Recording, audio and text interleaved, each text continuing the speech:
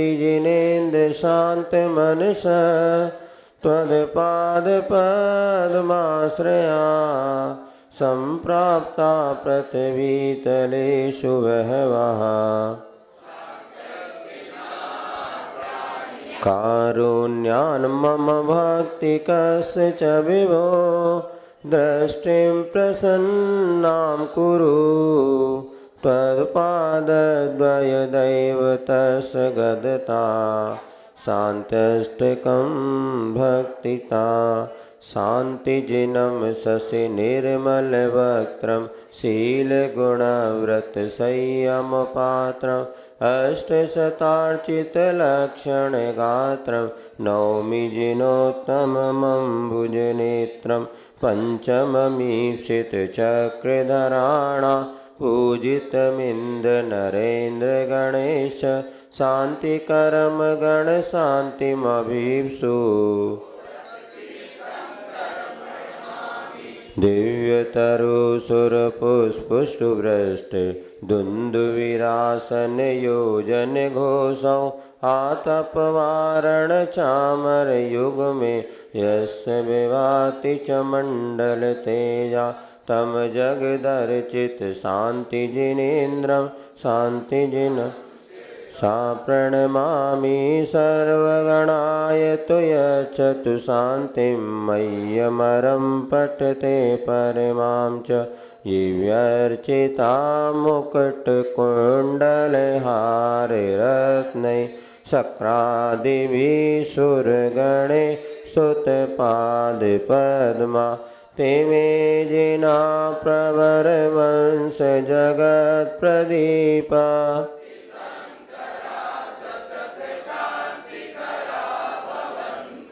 सम्पूजकानां प्रतिपालकानां यतीन्द्रसामान्यतपोधनानां देशष्टराष्ट्रस्य पुरस्य राज्ञः करोतु शान्तिं भगवान् जिनेन्द्र क्षेमं सर्वप्रजानां प्रभवतु बलवान् धार्मिको भूमिपाला काले काले च सम्यक् वितरतु मघवा व्याधयो यान्तु नाशम् दुर्भिक्षं चोरिमारी क्षणमपि जगतां मासुभूजीवलोके जैनेन्द्रं धर्मचक्रं प्रवतु सततं सर्वसौख्यप्रदायी तद्द्रव्यमव्ययमुदेतु शुभः सदेशा सन्तन्यतां प्रतपतां सततं सकाला भावासनन्दतु सदा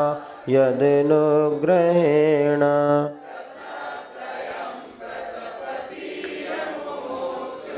प्रध्वस्तघातिकर्माणः केवलज्ञानभास्करा कुर्वन्तु जगतां शान्तिं विश्वाद्या जनेश्वरा इक्षायवन्ति सन्तिवत्ति कौसुगोकोतस्सालोचुं पंचमहाकल्याणसम्पन्नानाम् अट्टमहापाडीयेन शय्याणं चौतीसातिशयविशेषसंयुक्ताणं बत्तीस देवेन्द्र मणिमय मौढ़मथमय्याणं बलदेव वासुदेव चक्रहर ऋषि मुनि जदि अनगारो गुणाणं द्विशय सहस्रनिलयाणं उसहाय वीरपच्चिंग मंगल महापुरुषाणं नित्यकाल वंचेमि पूजेमि वन्दामि नमस्सामि दुख को गम को भूलाओ सुवैगणम समाय मंडम जनगुण संपत्तियो मध्यम ओम ह्रीं वरम नमो सब्बूजनानम मम अक्षय विनाशनम भवतु। बोले महावीर भगवान की आचार्य गुरुवर श्री विद्यासागर जी महाराज की। चलिए विराजिए।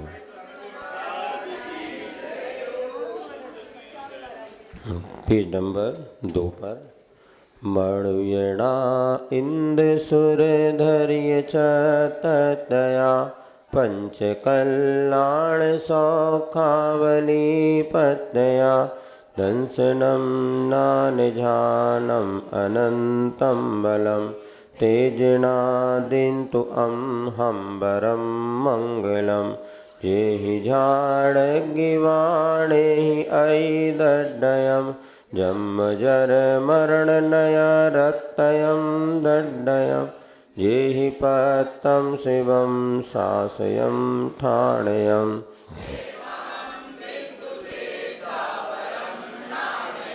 पंचहाचार पंचज्ञ संसाहया वार संगाय सु जलहि अवगाहया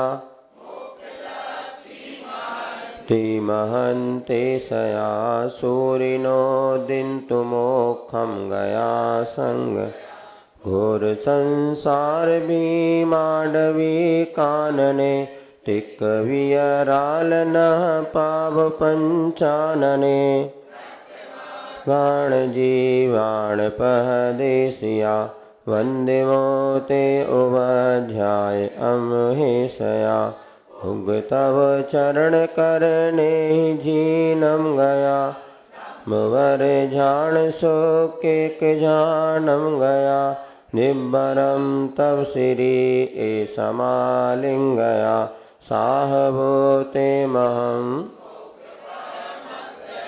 एन थो तेन जो पंच गुरु वंदये गुरु संसार घण वेली सो छिंदये लय सो सिद्धि सो खाई वर मारणम कम इंदणम पुंज पजालनम अरुहा सिद्धाइरिया वझाया साहु पंच पर मिठी हे आण नमो यारा भवे भवे मम सुहम दिंतु। चलिए इसके बाद सुप्रभात स्तोत्र आरंभ करते हैं। यस सर्गावतेरो सवे यद भव जन्माभिषेको सवे यदीक्षा ग्रहणो सवे यदखिल ज्ञान प्रकाशो सवे यन्निर्वाण गमो सवे जिनपते पूजाद्भुतं तद्भवे संगीत स्तुति मंगलै प्रसरतां मे सुप्रभातो सदा। बस कल इतना आपको पढ़ाया था। इसमें आगे 24 तीर्थंकर की स्तुति करते हुए वे 24 तीर्थंकर हमारे लिए सुप्रभात का उत्सव अर्थात मंगल देने वाले होवे, इसी भावना के साथ आगे और उच्चारण करते हैं। भक्तामर स्तोत्र की लय में ही है, बसंत तिल का ये छंद है। श्रीमन नतामर किरीट मणिप्रभावी रालीढ़ पाद युग दुर्धर कर्म दूर श्री नाभिनंदन जिनाजित संवाक्य त्वद ध्यानतोस्तु त्वद ध्यानतोस्तु सततम मम सुप्रभातम। श्रीमन्नतामर किरीटमणि प्रभावी रालीड पाद युग दुर्धर कर्म दूर श्रीनाभिनंदन जिनाजित त्वज्ञानतोस्तु सततं मम सुप्रभातम। अब यहाँ पर कह रहे हैं श्रीमन नतामर किरीट मणि प्रभावी, अर्थात जो श्रीमन अर्थात हो गया श्रीमान जिनेन्द्र भगवान। कैसे हैं वे? तो नत अमर, अमर माने होता है देव। भक्तामर में पढ़ते ना भक्त और अमर, इसी वजह अमर यानी क्या हो गया? देव। किरीट मणि प्रभावी अर्थात जिनके मुकुटों में लगी हुई मणियों की प्रभा के द्वारा आलीड पाद, दोनों पाद युगम, दोनों पाद जो चरण कमल थे उनकी किरणों से लिप्त हो गए हैं। जैसे देव उनके चरणों में झुकते हैं तो मुकुट में लगी जो मणि है उसके प्रकाश पूरे उनके चरणों में फैल रहे हैं। ऐसा दुर्धर कर्म दूरम, जिन्होंने जिसे भगाना बहुत कठिन था, दुर्धर था, ऐसे कर्म से जो दूर हैं। ऐसे कौन है? श्री नाभिनंदन। नाभिनंदन माने आदिनाथ भगवान, बाप के नाम से बेटा की पहचान। नाभि अर्थात नाभि राय के पुत्र, ऐसा नाभिनंदन। आदिनाथ भगवान को नाभिनंदन भी कहते। जिन अजित, अजितनाथ जिनेन्द्र, संभवाख्य, और संभव जिनका नाम था, आख्य माने संभव जिनको कथन करते थे, संभव नाम से बुलाते थे। तो संभव में प्रायः शक्कर वाला सा आना चाहिए, अपन लोग सरौते वाला सा संभव में लिखते हैं, लेकिन संभव ऐसा भी, सम यानी सुख को, भव माने उत्पन्न, जो सुख से उत्पन्न हुए थे अथवा जो सुख को उत्पन्न करने वाले हैं, ऐसे संभवनाथ भगवान त्वध्यानतः अस्तु, आपके ध्यान के द्वारा, अस्तु माने होवे, क्या होवे? सततम निरंतर, मम सुप्रभातम, मेरा मंगल होवे, या सुप्रभात एक प्रकार से प्रातः काल का समय पुण्य के संचय के साथ ही व्यतीत हो। ऐसा सुप्रभात, मेरा सुप्रभात होवे, ऐसी भावना भाई। तो 3 तीर्थंकरों की यहाँ पर स्तुति हो गई। आलीड माने जिसे फैलना, तो मणियों के मुक्तों के प्रकाश से पूरे उनके फैल लिप्त हो गए थे। आलीड माने लिप्त हो जाना। छत्र त्रयप प्रचल चामर वीज्यमान, देवाभि नंदन मुने सुमते जिनेन्द्र, पद्मप्रभा ऋण मणित द्युति भासुरांग, छत्रत्रय प्रचल चामर वीज्यमान, देवाविनंदन मुने सुमते जिनेन्द्र, ऋणमणि द्युति भासुरांग।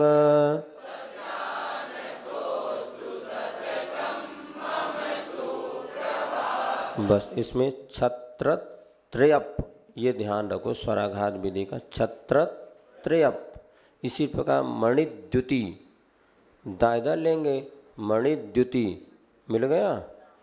हाँ, तो छत्र त्रयप ऐसा बोलना वहाँ पर, इधर मणिद्युति, मम सुप्रभातम। अब देखिए, अब यहाँ पर कह रहे हैं छत्र त्रय प्रचल चामर वीज्यमान, 3 छत्र और ढुड़ते हुए चंचल चमरों वाले, अर्थात जिनके ऊपर 3 छत्र लगे हुए हैं और चमर डुल रहे हैं। चमर जानते ना? हाँ, चमर डुलते वो, और छत्र त्रय हो गया। ऐसे कौन? अभिनंदन मुने, हे देव अभिनंदन मुने, अभिनंदन नाथ भगवान, सुमतिनाथ भगवान, सुमति जिनेन्द्र, पद्म प्रवारुण मणिद्युति, और पद्म प्रभु भगवान, पद्म प्रभु नहीं, पद्म प्रभ, चंद्र प्रभु नहीं, चंद्र प्रभ, चंद्रमा के समान जिनकी कांति, पद्म के समान जिनकी कांति, ऐसे मूल नाम क्या है? पद्म प्रभु भगवान, ले अपन ने पद्म प्रभु शॉर्ट कर दिया, तो पद्म प्रभु भगवान, अरुण मणि, पद्म अरुण मणि द्युति भासुरांग, मतलब ये सूर्यकांत मणि जो होता है, या जो उदित होता हुआ पद्म राग मणि, पद्म राग मणि के समान जिनकी शरीर की कांति है, ऐसे पद्म प्रभ भगवान हैं। पद्म प्रभा अरुण मणि द्युति भासुरांग, तो पद्म प्रभ भगवान कैसे? पद्म राग मणि के समान जिनके शरीर की कांति है, अथवा अरुण माने होता उदित होता सूर्य, सुबह का सूर्य होता उसको अरुण कहते हैं, बीच में हो जाता है तरुण हो जाता है। तो ऐसे उदित होते हुए सूर्य के समान जिनके शरीर की कांति है, ऐसे पद्म प्रभ भगवान हैं। त्वध्यान तोस्तु सततम मम सुप्रभातम, आपके ध्यान से मेरा हमेशा सुप्रभात होवे। जब हमारा कुंडलपुर में प्रवेश हुआ ना, उस समय सुबह सुबह ब्राह्मी आश्रम की जो बहनें थीं, सबसे सुबह उठती से सुप्रभात स्तुति पढ़ती थीं। बहुत अच्छा लगता, नहीं क्या पढ़ते ये नहीं पता था, किंतु पढ़ते हैं वो बहुत अच्छी मधुर ध्वनि में सब लोग पढ़ते थे। फिर बाद में पता चला कि ये तो सुप्रभात स्तुति पढ़ते हैं, क्योंकि हम लोग तो स्वयंभू स्तुति पढ़ते थे आचार्य के साथ में, वो ही पता था। बहुत अच्छा, सुबह उठते से सबको ये पढ़ना चाहिए। अरहन सुपार्श्व कदलीदल वर्णगात्र प्रालेय तार गिरी मौक्तिक वर्णगौर चंदप्रभस पटिक पांडुर पांडु रपुष्पदंत। पांडुर बोलने पे रा व्यंजन हो जाएगा, तो रा अगर पूरा बोलना है तो पांडु रपुष्पदंत। अन्यथा पांडुर में क्या हो जाएगा, रा व्यंजन हो जाता है। प्रायः जब कभी इसे अपन तत्वार्थ पढ़ते ना, चक्षु रचक्षु रवदी, कि चक्षुर चक्षुर बोलेंगे तो र व्यंजन हो जाएगा। इसी प्रकार सहस्रनाम कभी जब पाठ करते हैं तो बहुत सी जगह जहाँ पे रा आदि हो तो उसको पहले बोल लेना चाहिए, मतलब बाद में बोलने चाहिए, जिससे कि उसका वो व्यंजन पूर्ण अक्षर के रूप में परिवर्तित हो जाता है। कोई भी अक्षर जो बनता है ना व्यंजन प्लस स्वर, तो आधा क उसमें अ मिला दो बनता है क, तो क क का, ऐसा छोटा पहले व्यंजन फिर अक्षर फिर दीर्घ ऐसा। तो कई बार हम लोग व्यंजन और अंतर क्या करना, अब तो अंग्रेजी का ज़माना आ गया तो और गई भैंस पानी में। थोड़ा बहुत पहले पढ़ते थे, अब वो भी सब मिट गया, क्या करो।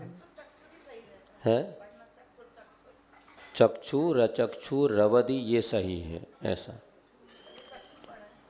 रवदी इधर ले जाओ, रा इधर ले जाओ, ऐसे इसमें अपन करें ना, ऐसे ये बताएं आपको।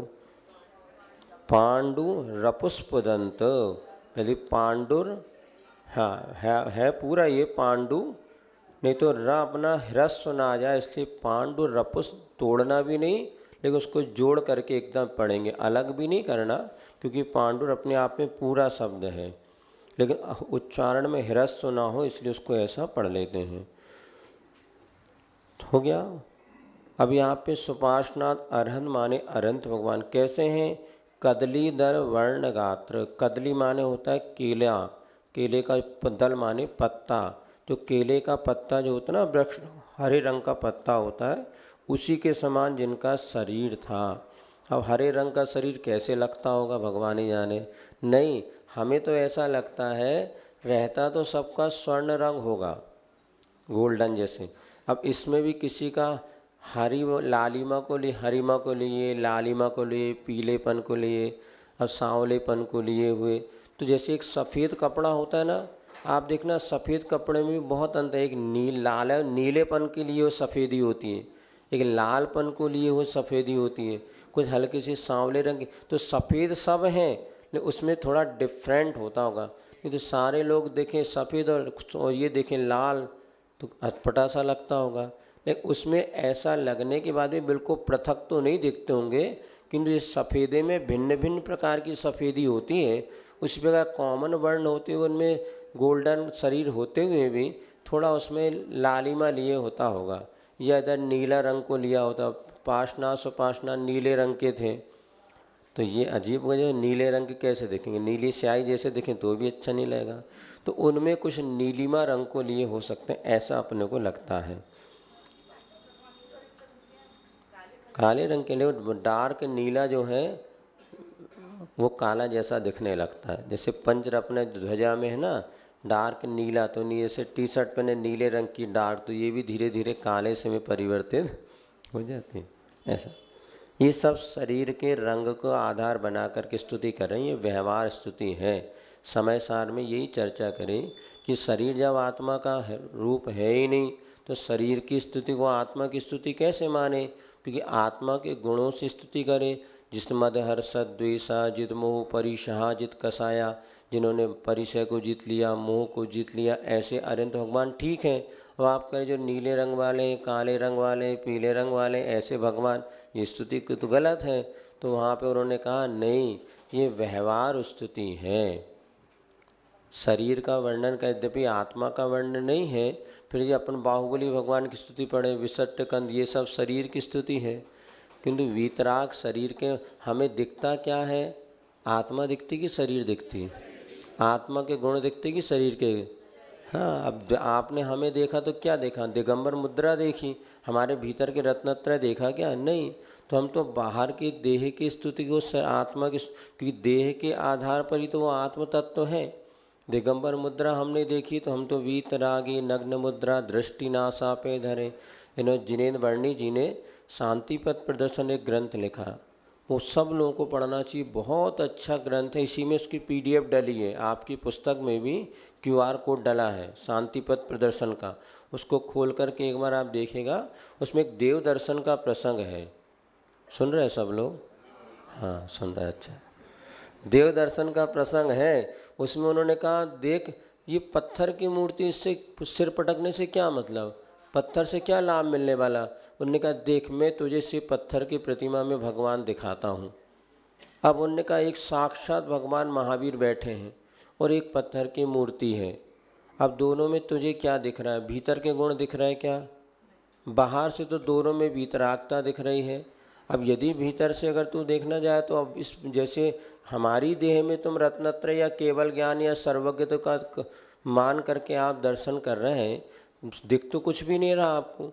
वीतरागी, सर्वज्ञ और हितोपदेशी, अरिहंत भगवान कैसे होते हैं? वीतरागी, सर्वज्ञ। तो ये तीनों चीज़ देखने आ रही क्या? देखने में आपको क्या आ रही है? सिर्फ बाहर की मुद्रा। अब ये पाषाण की प्रतिमा, अब इसमें भी आप देखो और इसमें देखो, तुम्हें दोनों में क्या दिख रहा है? कोई नहीं। वीतरागता इसमें भी दिख रही है, इसमें भी वीतरागता दिख रही है। इसी प्रकार से उन्होंने कहा इसमें आप दर्शन चाहें तो जैसे आप चर्म के शरीर में अरिहंत भगवान का दर्शन कर रहे हैं, चमड़े का तो शरीर है, इसी प्रकार पत्थर में आप भगवान का दर्शन कर सकते हैं। तो देव दर्शन एक प्रकार से स्थापना निक्षेप है। ये वही आदिनाथ भगवान है जिन्होंने हमारे लिए वर्षों पहले मोक्ष मार्ग प्रशस्त किया था। वास्तव में प्रतिमा हमारे लिए कोई उपदेश दे या ना करें, किंतु उस बिंब को देख करके हमारे परिणामों में बहुत कुछ परिवर्तन आता है। हम अहमदाबाद पहुँचे थे, महाराष्ट्र में, गुजरात में का, हाँ नहीं इधर कौन अहमदनगर है, हाँ कोई, हाँ महाराष्ट्र में जब शिखर ये बाहुबली जा रहे थे गोमटेश, तो वहाँ पर हम पहुँचे तो एक भाजी बकर का मंदिर है वहाँ पर। उस मंदिर में हम रुके तो 4-5 दिन रुकना हुआ। तो एक दिन एक श्रावक हमारे पास आया और वो बैठा था बिल्कुल, तो कहला बाबा जी, महाराज जी, गुरु जी, मैं आपसे एक बात शेयर करना चाहता हूँ। हमने कहा क्यों, क्या बात है, कैसे? बोले महाराज मैं तो हूँ श्वेतांबर और हमारे यहाँ कभी मूर्ति पूजा नहीं होती। हम लोग तेरापंथी हैं, क्योंकि मूर्ति को नहीं पूजते। स्थानकवासी तेरापंथी दोनों उसमें होते, तो हम लोग मूर्ति नहीं पूजते। लेकिन क्या हुआ, मेरे अनुभव किया कि मूर्ति का जीवन में कितना प्रभाव पड़ता है। मैं आपको बताना चाहता हूँ, यदि मैं अपने गुरु को बताऊँगा वो तो मुझे पागल घोषित कर देंगे, लेकिन मैं आपको बताना चाहता हूँ, अगर आप कहीं तो मैं फिर उनको पत्र लिखता हूँ कि मैंने अनुभव किया जो आपको बता रहा हूँ। क्या हो गया? बोले मेरा 22 साल का जवान बेटा गाड़ी एक्सीडेंट में मर गया और मेरा ऐसा दिमाग मतलब विचलित हो गया, मैं इतना दुखी हुआ कि मैंने महीनों दुकान आना बंद कर दिया, सब कुछ बिल्कुल डिप्रेशन जैसी स्थिति में चला गया था। कहीं किसी काम में मन नहीं लगता था।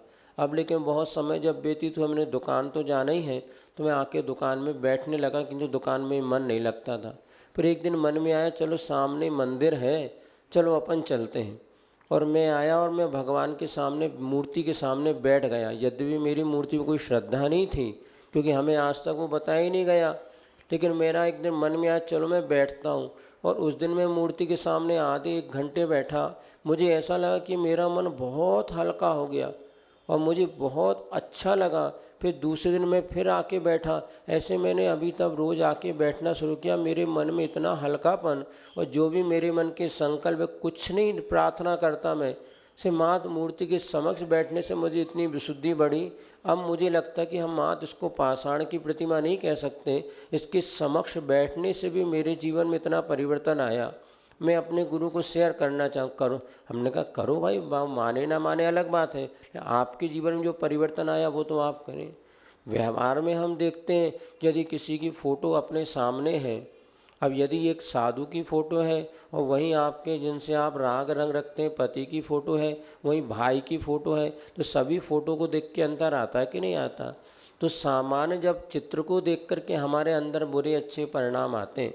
जब पहले पिक्चर देखते थे, फिल्म में जाते थे, तो जो करुणामय दृश्य होता था तो उसमें पूरी फिल्म में हॉल में सब रोने लगे। माँ की ममता करके एक पिक्चर थी, ये अभी वो कौन सी एक बनी थी ना, अरे वो बागवान, उसमें जब वो पिता में उसको मारा तो पूरी जनता रोने लगती।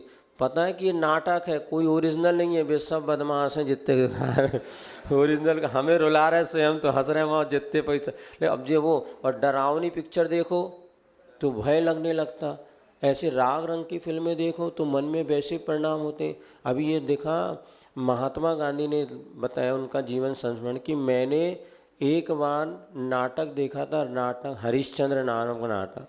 वो हरिश्चंद्र नाटक भी बहुत करुणामय होता है बाद में। और जो नाटक देखा उसी दिन मैंने संकल्प ले लिया कि मैं आज के बाद कभी झूठ नहीं बोलूँगा। एक नाटक देख कर के उनके मन में ऐसी विशुद्धि बढ़ी। कई लोगों ने बताया कि हम ये देख कर के तो ऐसे परिणाम हुए कि अरे मुझे कभी झूठ नहीं बोलना, और मैंने संकल्प ले लिया।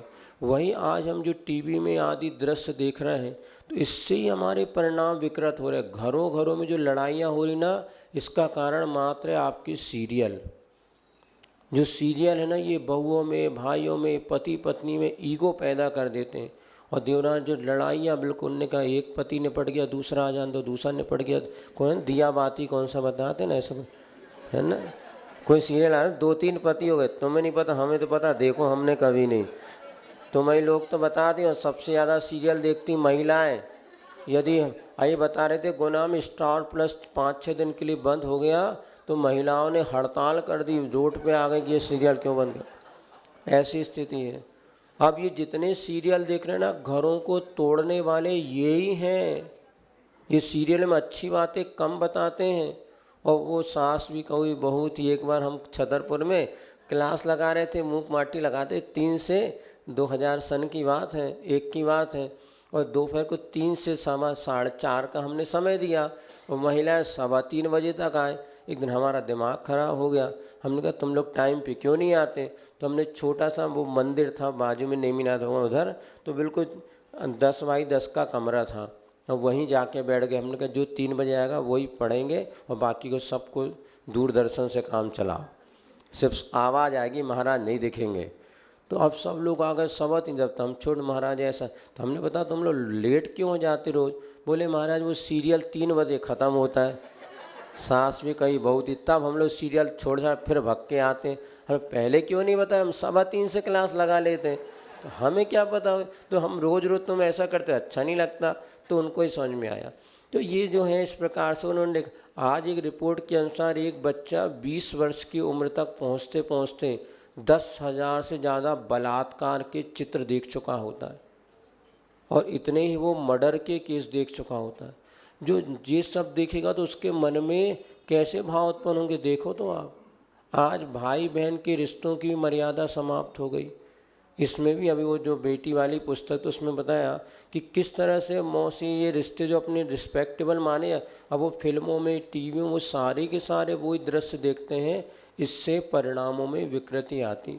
जब वहाँ देखने तो ये सिर्फ अच्छे दृश्य अगर अपन देखते हैं तो उससे परिणामों में निर्मलता भी आती है, पाप त्याग के भाव भी होते हैं। वही आचर्षी की जो मूवी बनी ना, हमने वैसे जो अच्छी बनती हैं, तो मूवी देखने का निषेध नहीं, किंतु शिक्षाप्रद जो मूवियाँ होती ना, जो बहुत अच्छी है। लोग पूछते महाराज आपको कैसे बैराग दो, हमने ही बहुत फिल्म देखी। अब वो एक देखा था कबूतर जा जा जा वाला। अब हमने कहा रे पगला, कहाँ करोड़पति परिवार का मोड़ा और कहाँ वो सिर पे रख के वो माल, वो कहते हैं, हाँ वो कहाँ तसला है कि काम करता। हमने कहा पगला ही है जी, इतनी सी के पीछे ज़िंदगी बर्बाद कर लिया। और कछु मिला नहीं, ये सब बातें इस तरह से प्रस्तुत की। लेकिन वो वैराग का कारण भी बनती है। एक अवतार फिल्म आई थी, उसमें जो पैदा सबसे पहले दिन और पहले शो में हम पहुंच गए और देखा तो बाद में जो उसका जो बेटा जिनको सब कुछ दिया उन्होंने दगा दे दिया।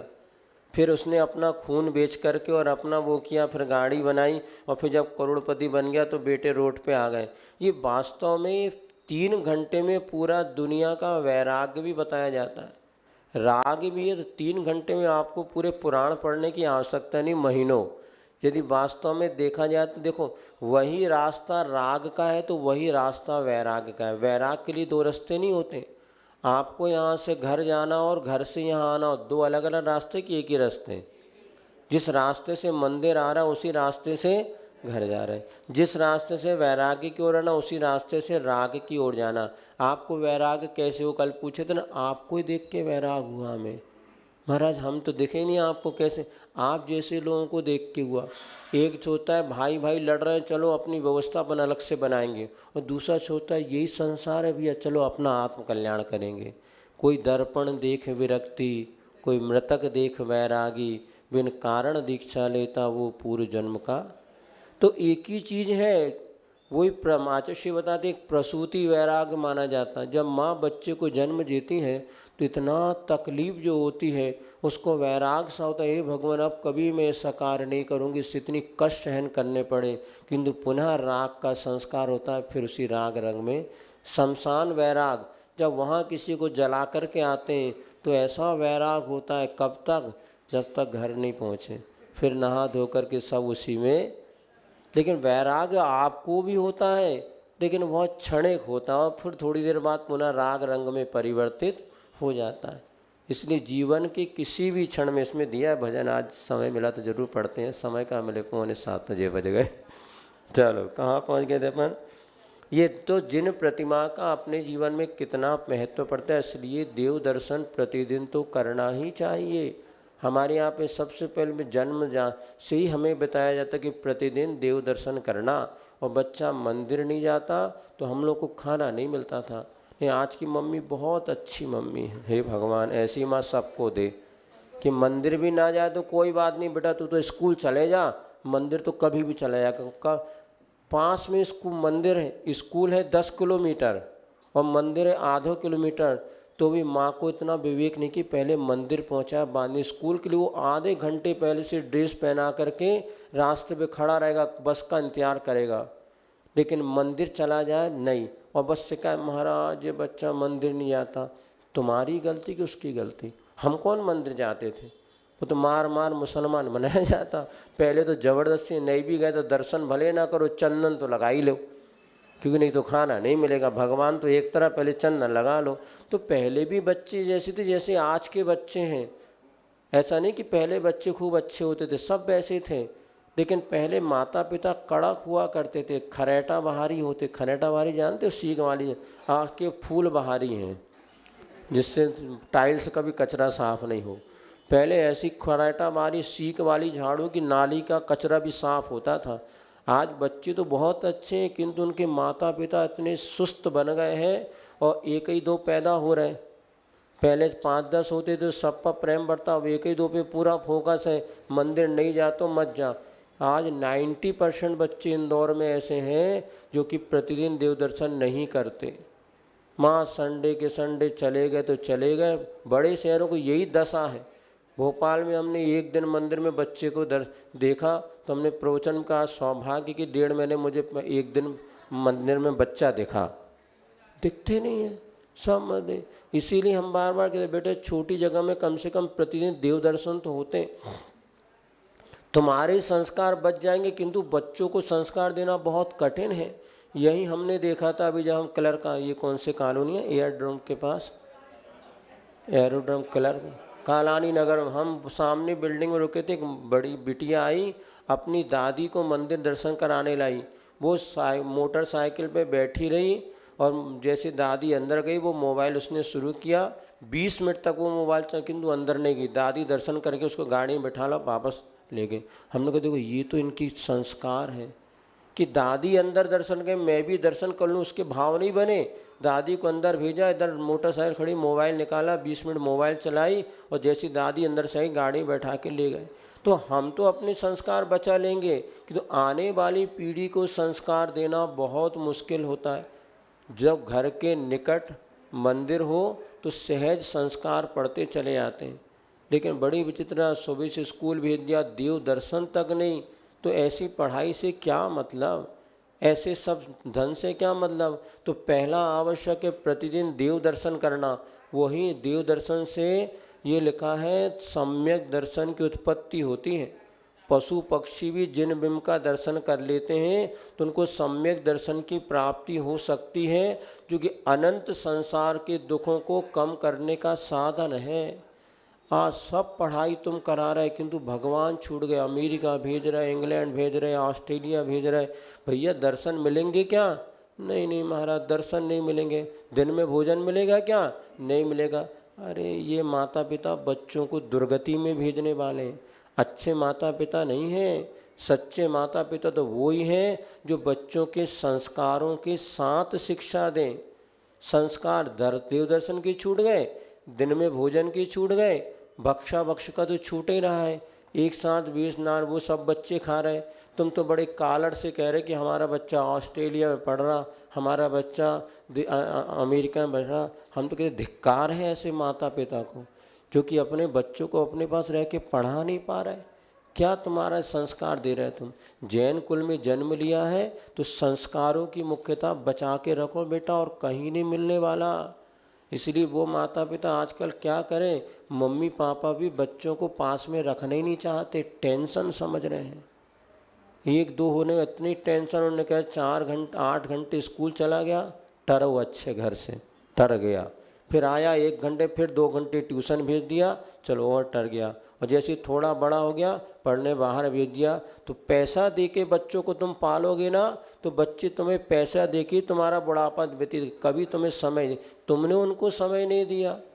तुम्हारे पास अपनी मौज मस्ती से समय नहीं है कि हम बच्चा पैदा तो कर लिया किंतु परवरिश करने के लिए समय नहीं। तुम दोनों पैसा कमा रहे हो, तुम्हें बच्चे को देने की धाई माँ लगा दी, तो धाई माँ क्या करी, देखो विदेश में वीडियो आया था कि चले जाते दोनों पत्नी पत्नी, भीख मंगवाते उन बच्चों से, उनको गोद में लेकर के कहाँ दूध पिला रहे, असली दूध पी जाते, बाकी सब उनको। ये तो दशा बड़े शहरों की ओर करें क्या? बच्चे पैदा ही नहीं करना चाहते तो संतति प्रवाह रुक गया, बच्चा हो गया तो पालना नहीं चाहते, रखना नहीं चाहते।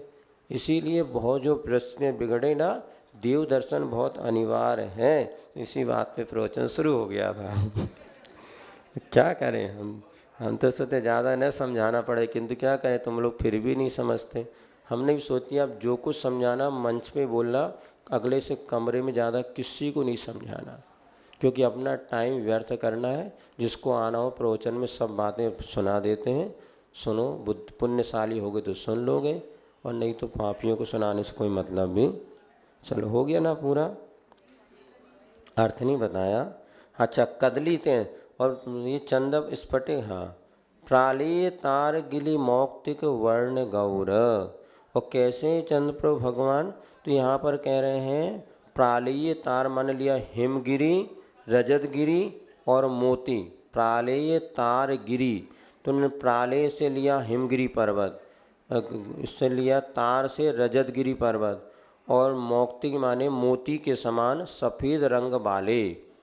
तो चंद्रप्रभु भगवान कैसे मोती के समान सफ़ेद, अथवा हिम यानी पर्व बर्फ होता है, और रजत माने चांदी होता है। बर्फ, चांदी अथवा मोती के समान जिनके शरीर का रंग है, ऐसे चंद्रप्रभु भगवान जो कि और स्फटिक के समान निर्मल सफ़ेद रंग। स्फटिक पांडुर पुष्प न, पांडुर माने फीका हल्का सफ़ेद रंग ना, तो स्फटिक के समान जो रंग वाले थे, सफ़ेद रंग वाले, ऐसे पुष्पदन जनेन आपके ध्यान से मेरा सदा सुप्रभात होवे। चलो ये 3 आप लोग पढ़ेगा, आगे देखते हैं। कल अपन सामायिक चर्या पढ़ रहे थे ना, वो निकालिए जल्दी से। मुनि चर्या श्रावक चर्या में यह आवश्यक, पेज नंबर 22। मुनि चर्या श्रावक चर्या में यह आवश्यक है, ममता तजना समता भजना ही सामायिक है। चलो फिरो मत, हिलो डुलो मत, बोल नहीं बोलो।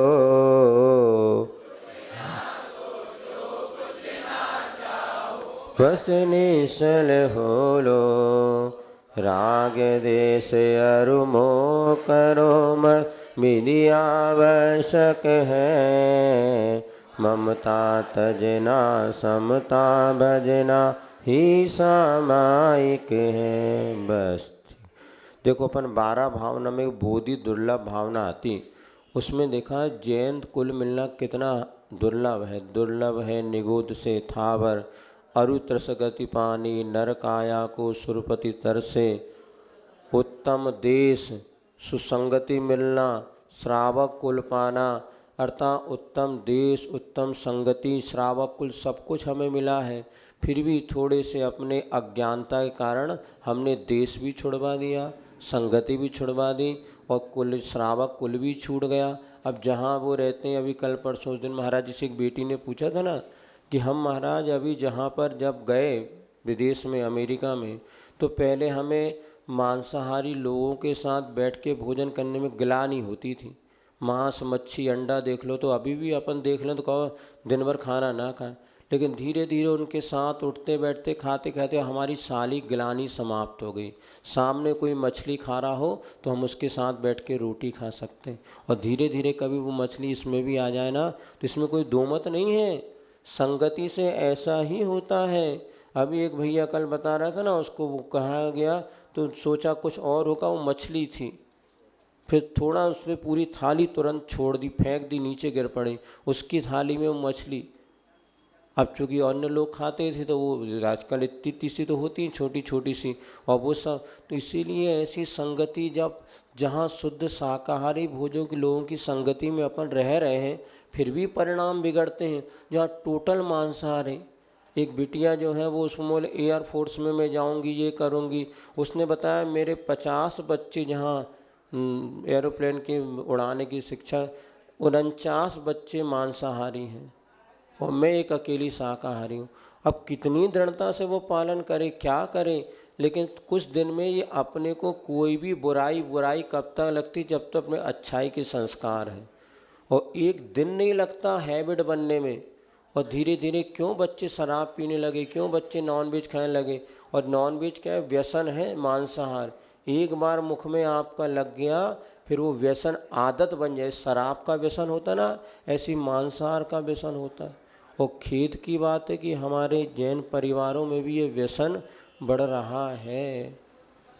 खूब सारे संस्मरण है, लेकिन अपनी टांग कहाँ तक उगाड़े, ये अच्छा नहीं लगता। लेकिन इसलिए प्रारंभ से बचाओ।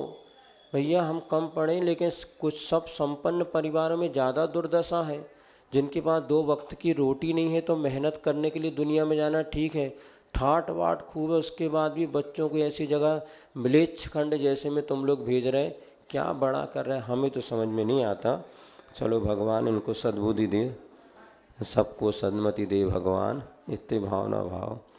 आने वाली अंतिम घड़ियाँ कैसे सुधरेंगी, जीवन की दुर्लभतम घड़ियाँ यदि ये बिगड़ेंगी।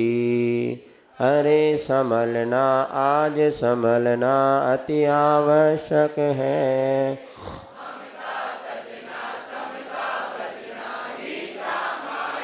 अब क्या बता दिया, मेरापन छोड़ना और समता रखना, ये मूल है। अब देखो वर्तमान, आने वाली अंतिम घड़ियाँ कैसे सुधरेंगी। यदि वर्तमान को हमने नहीं सुधारा तो भविष्य कैसे सुधरेगा। तो जीवन की दुर्लभतम घड़ियाँ यदि ये बिगड़ेंगी, अब वर्तमान नहीं सुधरा तो भविष्य कभी भी, जिनकी मुट्ठी में पल नहीं होते उनके कभी कल नहीं होते।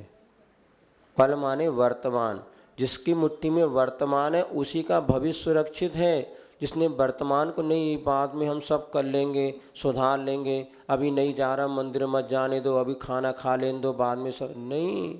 वर्तमान को सुधारेंगे तो भविष्य सुधरेगा। कल का दिन किसने देखा, कोई भरोसा ही नहीं है। इसलिए आज सुधारो ना, नहीं कल सब अच्छा हो जाएगा, अभी तो मंदिर नहीं मिल रहा, कोई बात नहीं, खा रहे जाने दो महाराज वो बहुत अच्छा है। अच्छे अच्छे दृढ़ लोगों को हमने देखा कि निमित्त के मिलने से कैसी परिणति हुई।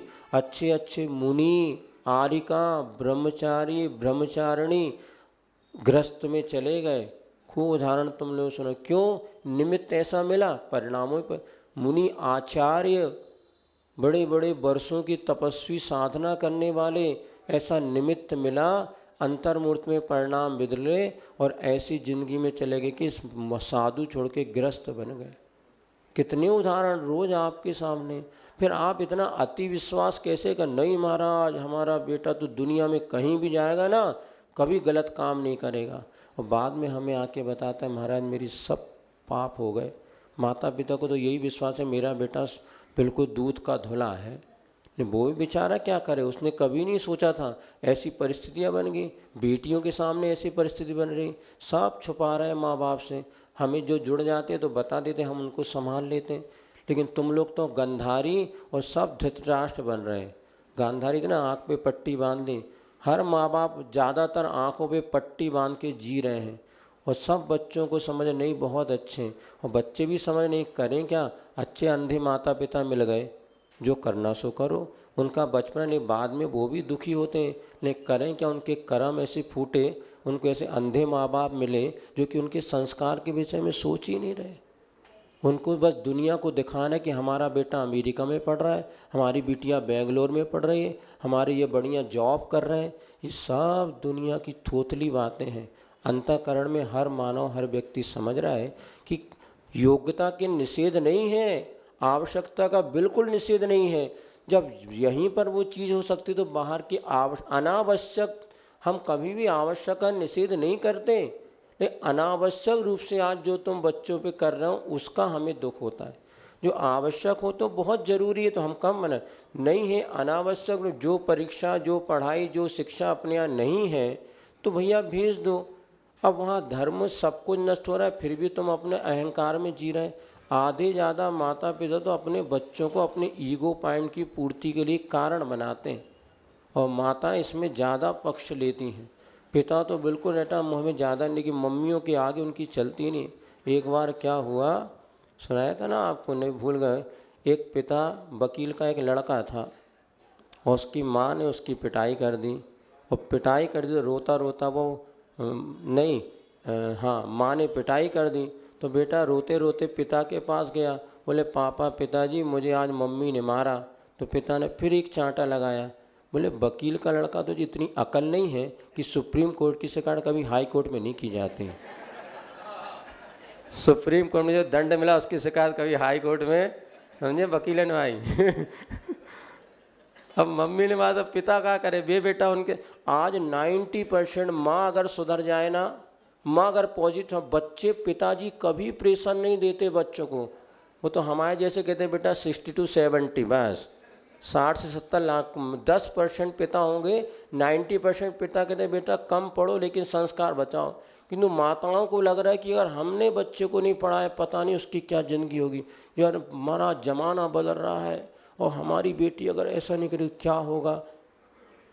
क्या बदल रहा है? हम ही बदल रहे हैं, ज़माना कुछ नहीं बदल रहा। पहले भी सूर्य सुबह पूरब सूखता था, पश्चिम में ढलता था। पहले भी भूख मुख से रोटी खाते थे और नीचे से मल छोड़ते थे। सारी वही एक्टिविटीज़ है। पहले भी पेट रोटी से भरता था, आज भी रोटी से भरता। अब ये अलग बात है सैंडविच वगैरह खा के भरने लगे, कचरा, जंक फूड, फास्ट। पहले अच्छी ताज़ी रोटी माँ खिलाती थी, अब ये सड़ी गली रोटी खा के क्या करोगे? बुद्धि भ्रष्ट हो रही है। बस इसलिए कहा ना, यदि महिला समाज ही समाज को, घर को स्वर्ग बना सकती है और नरक बना, पुरुष के हाथ में कोई स्थिति नहीं है। एक संस्कारित बेटी घर को स्वर्ग बना देती है, एक असंस्कारित बेटी घर को नरक बना देती है। ये महिलाओं के हाथ में, पुरुषों के बस की बात नहीं है।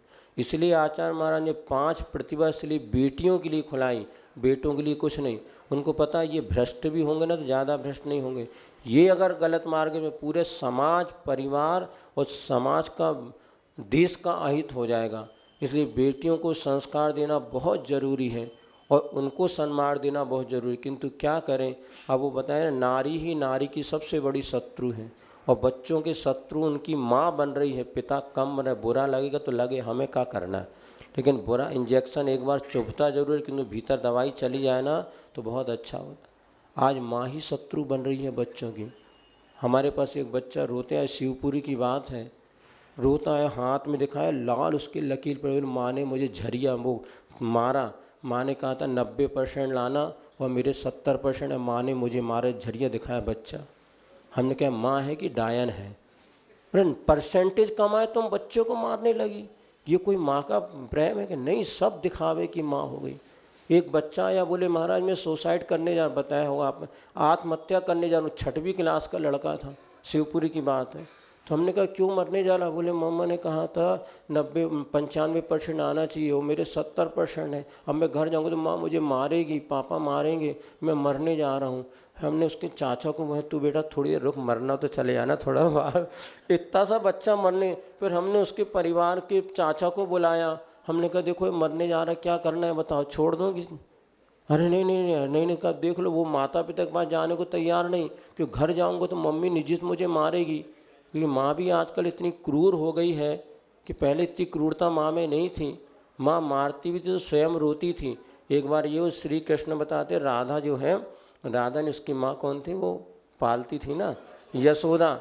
एक बार उसने श्री कृष्ण को जो है पिटाई लगा दी और रस्सी से उसको बांध दी।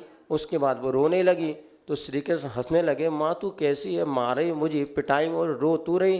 बोले बेटा यही तो माँ की ममता है, पिटता बच्चा है, रोती माँ है। लेकिन आज पता नहीं इतनी क्रूर माताएं हो गई हैं। अब तो एक जगह हम गए थे, वहाँ पर महिला ये था जेल में प्रवचन देने के लिए, जेल में तो एक महिला मिली थी जिसने अपने बच्चों को चूल्हे में डाल दिया था और बच्चे को जला के मार डाला। बोले मता महाराज जी माँ इसने अपने 2 साल 6-1.5 महीने के बच्चे को और अभी एक और इंदौर की घटना आपने सुनी होगी कुछ वर्षों पहले, एक प्रवचन ही हो जान दो, जो एक डॉक्टरनी और उसकी एक बेटी, वो 6 लोग एक साथ मरे थे। क्यों मरे थे उसमें बताया, डॉक्टरनी दोनों की शादी हो गई और शादी होने के बाद एक बच्चा पैदा हो गया, बेटियाँ। अब वो डॉक्टर नहीं कहते, मुझे दोनों के अपने अपने फ्रेंड सर्कल था, दोनों का अपना अपना माहौल था, हम बच्ची को कौन पालेगा इसी को लेके थोड़ी खींचातानी होती थी। डॉक्टर नहीं कहती थी मैं तो उसके फॉलोअर वगैरह जो भी ज़्यादा होंगे। अब करते करते एक दिन जो गुस्सा में आया तो उसने अपने बच्चे का गला घोंट दी उस डॉक्टरनी ने। उसी समय बताया उसके माता पिता भी थे, तो उसको गुस्सा आया तो डॉक्टर ने उसको मार डाला और स्वयं भी शूट कर लिया, ऐसा कुछ आया था ना। हाँ, और वो पता माता पिता को ऐसे मर, एक साथ कितने लोग थे, 3-4-5 लोग, सास ससुर बिटिया और माँ। तो देखो माँ ने पहले बच्ची का गला घोंट दिया, फिर पिता गुस्सा तो उसने पत्नी को मार डाला और दोनों सास ससुर को मारा, स्वयं भी गोली मार लिया और 5 लोग एक साथ मर गए। ये किस लिए सोचो तो, आप लोग थोड़ा सोचो, यही शिक्षा है क्या? एक बच्चे को पाल नहीं पा रहा है क्या, यही मातृत्व गुण है क्या? तो कितनी क्रूर माताएं बन गई हैं सिर्फ अहंकार के लिए, कि अपनी अहंकार ईगो की पुष्टि के लिए। इसलिए कम पढ़ोगे बहुत सुखी रहोगे और बहुत ज़्यादा अपने संस्कार बचाओगे। ये सब बातें हम इसलिए लगता है कि वर्तमान नहीं सुधरा तो भविष्य कभी नहीं सुधरेगा। और आए हम देख रहे हैं रोज इस प्रकार की प्रवृत्तियां बढ़ रही हैं, सब प्रश्न कर रहे हैं किंतु कारण मूल पे नहीं जाना चाह रहे हैं कि आखिर ये परिस्थिति बनी क्यों। इन परिस्थितियों में आप उससे बच जाओगे, परिस्थिति बिगड़ेगी नहीं। लेकिन क्या करें, अति विश्वास और अपनी महत्वाकांक्षाएं आज व्यक्ति को गर्त की ओर ले जा रही हैं। अरे संभलना, आज संभलना अति आवश्यक। आज संभलो, कल कोई नहीं संभलेगा। आज हम नहीं संभल पाए तो कल कभी नहीं संभल पाएंगे। जो बुराई से बचना आज बचना और अभी बचना है, ऐसा संकल्प करोगे तो बचो, नहीं कल देख लेंगे तो कल कभी आता नहीं। काल करे सो आज कर, आज करे सो अब, और पल में परलय होगी बहुरी करे। जो संभलना है हमें आज ही संभलना है और आज ही संभालना है, तो समझना तुम्हारा उद्धार होगा, तो कल कोई नहीं संभलेगा।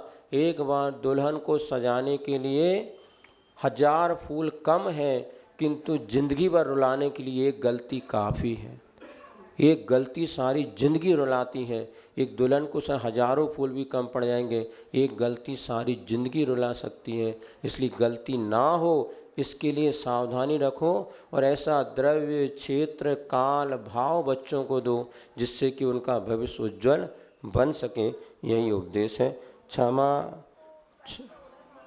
सुनो भैया सुनो, हाँ, कर्म का उदय हम एक पहले तो पुरुषार्थ करो, सामने देख करके गाड़ी चलाओ, उसके बाद कोई पीछे ठोकर मार ही दे तो ये समझो भैया हमारा कर्म का उदय था। आंख बंद करके गाड़ी चलाओ और कहे महाराज कर्म का उदय, तो हम क्या करें? नहीं, कर्म से आजकल हमने आपको बताया था ना, आचार्य भी कहते 20% हमारा कर्म का उदय फल देता ना, 80% हमारा प्रमाद है। 20% यदि आप शोध करके वो काम करोगे, अच्छे से काम, जीव हिंसा से बच जाओगे। और बिना देखे करो तो मरना तो है ही। तो किसी भी कार्य में कर्म पे मत थोपा करो, इतने ज्ञानी मत बन जाओ कि हर चीज़ को कर्म पे थोपो। मात्र 20% कर्म का आते, 80% तुम्हारा पुरुषार्थ ही कार्यकारी होता है। विशेष रेयर कंडीशन में जिसको निधत्ते निकाचे, इसमें कोई परिवर्तन, वो 20% में वो 1% है। 1% कर्म ऐसे होते हैं जिसका फल हमें भोगना ही पड़ता है। 99% कर्म ऐसे जिनमें हम परिवर्तन ला सकते हैं सम्यक पुरुषार्थ के द्वारा, नहीं तो सारा पुरुषार्थ फेल हो जाएगा। पुरुषार्थ 1% कर्म को में हमारा कोई पुरुषार्थ कार्य नहीं होता। ऐसे भी 1-8% कर्म है, तो 99% आप देखना। हमने बताया था वही मोबाइल में आप पिक्चर दे रहे, परिणाम कैसा है, वही भाई बहन बैठे कैसे, अरे हम तो सोचो हम यहाँ बैठे, आप बैठे, वहाँ आपकी बहन आ गई, अलग परिणाम है। सहेली आ गई, अलग परिणाम। सहेली होती नहीं लड़कों की, फिर भी चलने लगी आज का। वहीं आपकी माँ बैठी, वहीं आरिका माता जी हैं, सबको देख के एक जैसे परिणाम है क्या? एक क्षण क्षण में परिवर्तित होते हैं। इसलिए हमारे आचरण निमित्त से बचने की बात कह दी। क्षमा भाव से क्रोध जीत लो, मान विनय धर के, ऋजुता से माया को जीतो, विषय जेता कसाय जेता ही इस लायक है, ममता तजना समता भजना। और लोग क्या कहते हैं बार बार, महाराज बच्चे नहीं मानते, बच्चे नहीं मानते। कैसे नहीं मानते? आपको मनाने का तरीका ही नहीं आता। शुरू से आपने हर बात उनकी पूरी की। इसलिए परसों सुदर्शन जी के कहा था ना कि यदि तुम बच्चों की मन की बात शुरू से तुमने आदत डाल दी कि हर चीज़ हम बच्चों की पूरी कर रहे हैं, अब उनकी मेंटलिटी बन गई। खाते गांव की बात है भाई साहब, है सत्य घटना है। एक बिटिया हमारे पास आई, माँ बाप लेके आया, महाराज इसको समझाओ, बहुत गुस्सा करती है, टीवी फोड़ देगी, हाथ पैर मार लेगी, अपना सिर फोड़ लेगी। और 20 साल की वो बेटी, आप इसको कुछ समझाओ। तो स्वयं वो बेटी ने, महाराज मेरी कोई गलती नहीं है, मैं स्वयं समझ रही हूँ, किंतु मेरे ऐसे संस्कार, जब मैं 3-4 साल की थी तभी माता पिता ने मेरे लिए एक दुकान फिक्स कर दी, बेटा तुझे जो जाना है ले आ। और मुझे जो भी खाना होता था, जो भी छठ 1 मिनट में वो चीज़ उपलब्ध कराई।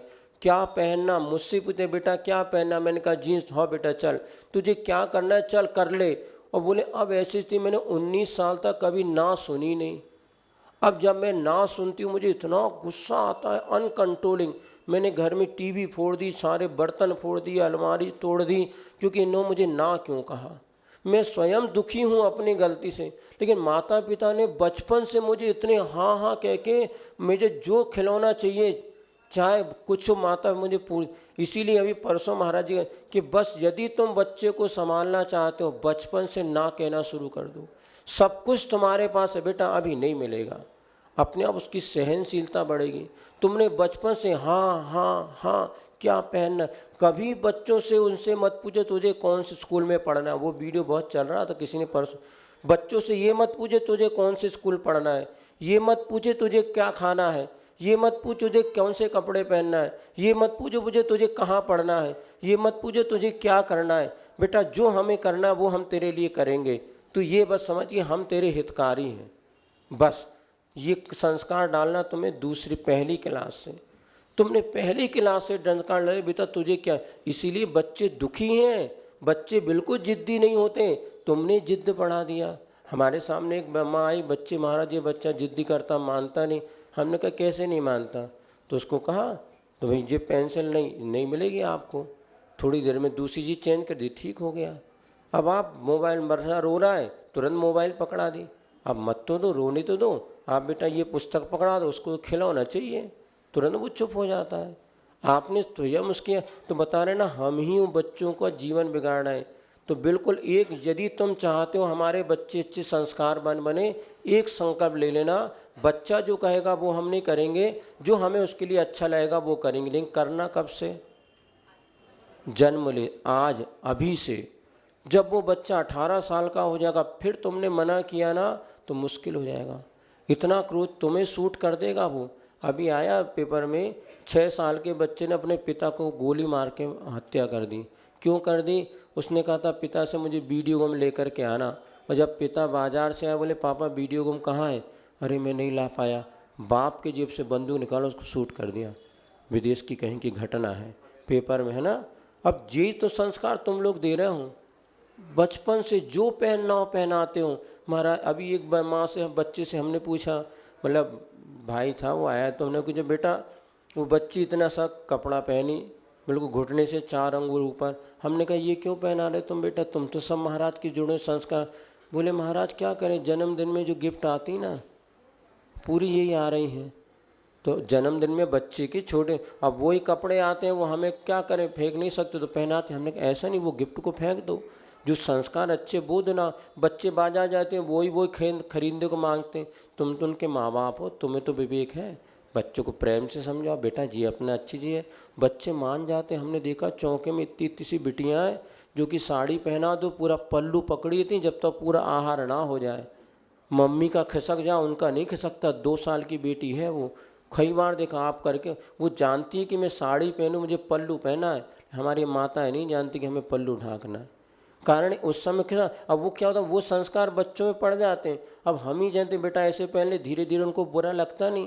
वो तो आज कुछ पहन रहे हैं, आगे पता नहीं ये भी क्या होगा, कुछ भरोसा नहीं।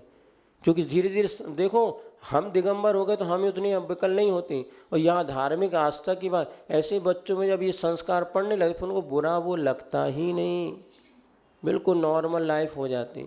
इसीलिए ये समझना चाहिए, क्षमा भाव से क्रोध को जीतो, विनय से मान को। अभी 10 लक्षण में आपको खूब अच्छे से 10 दिन डट के प्रवचन मिलेगा, और नहीं तो अलग से हमारे पास हम भी प्रवचन दे देंगे। 31 तारीख, हाँ अच्छा 31 तारीख को ऑनलाइन एग्ज़ाम। बहुत से लोग ऑनलाइन परीक्षा पढ़ रहे हैं, लेकिन उनकी परीक्षा देने का भाव था, भैया लोग भी लगे थे, तो हमने प्रश्न पत्र तैयार करके दे दिया। हमने कहा भैया ज़्यादा तो हम नहीं जानते हैं, तो ये अभिषेक भैया और इनके साथ जो धर्मपत्नी परिवार भैया लोगों ने मिलके 31 तारीख को ऑनलाइन परीक्षा, घर बैठे आप परीक्षा दे सकते हैं। उसमें 25 ऑब्जेक्टिव वाले प्रश्न रहेंगे, और एक गलत होने पर 1 नंबर माइनस मार्किंग रहेगी।